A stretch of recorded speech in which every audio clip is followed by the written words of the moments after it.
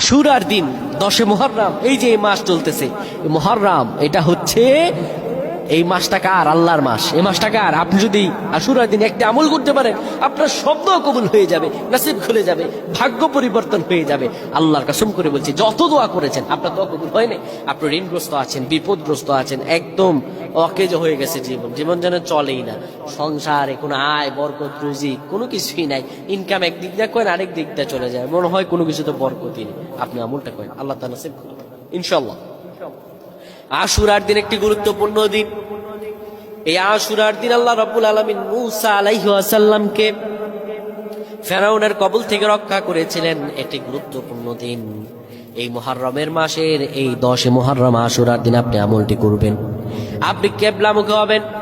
কিবলামুখী হয়ে আপনি আয়াতুল কুরসি পড়বেন 10 বার। আয়াতুল কুরসি 10 বার পড়ার পরে পড়বেন লা ইলাহা ইল্লাল্লাহ, এই দোয়াটি পড়বেন, এই কালিমাটি পড়বেন 100 বার। এরপরে দুরূদ শরীফ পড়বেন 100 বার। এই করে আল্লাহর কাছে দোয়া করবেন, আল্লাহ রাব্বুল আলামিন আপনার তামাম দোয়াগুলো কবুল করে নেবেন। আল্লাহুম্মা আমিন।